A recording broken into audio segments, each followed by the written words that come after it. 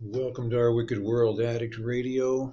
I'm your host, Telegram Sam, and this I think is the second video I've done on YouTube because I was told I should do some videos. So down up to 10 episodes now of our Wicked World Addict Radio, and the basic premise is that no, addiction is not funny, but it can make some funny, weird shit happen.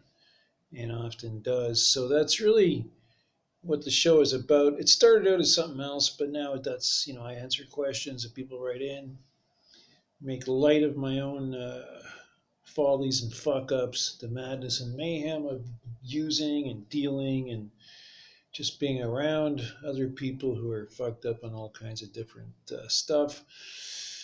And the first edition of the new year is just done. I'll be putting that up in a few minutes, and it's podcast number 10.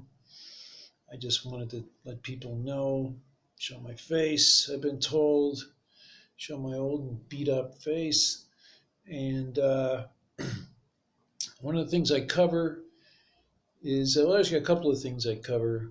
People wrote in and asked about. One of them is the whole rehab industrial complex industry and how that plays into people's well, it uses people. Let's face it, it's a for-profit thing. It's like prisons for profit, rehab for profit.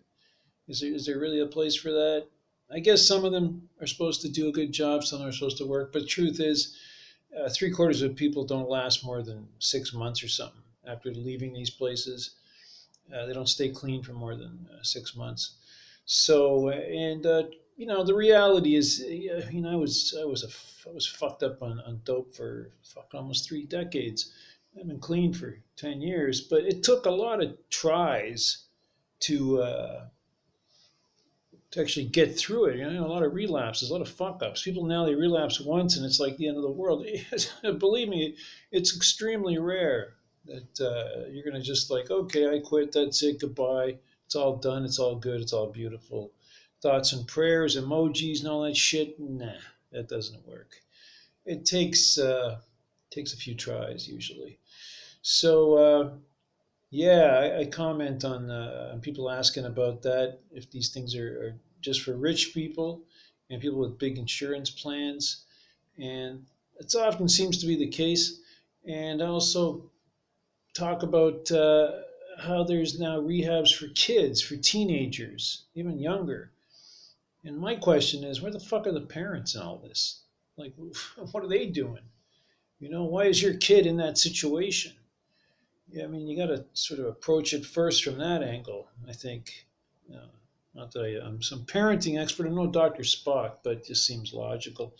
The other thing is, a couple people asked me after they've been clean for over a year from methamphetamine and H, and wanted to know if it's okay to have the occasional drink. I'm not going to tell anybody what to do, man. Not on that level. I don't want to be the one responsible.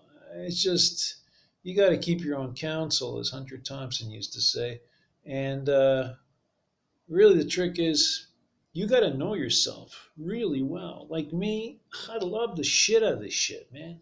I dig the stuff. I love getting high. But at the same time, I learned about myself, and I'm a fucking drug sucking dope fiend. And I just got this part of my makeup, part of my personality that just can't control myself. So I just got to stay away from this shit.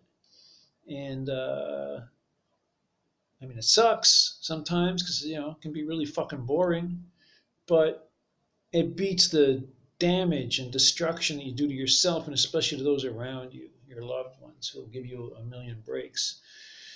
And you end up hating yourself because you take advantage of those loved ones, those friends and family. So, you got to have some self control, which is tough. For an addict, that's tough.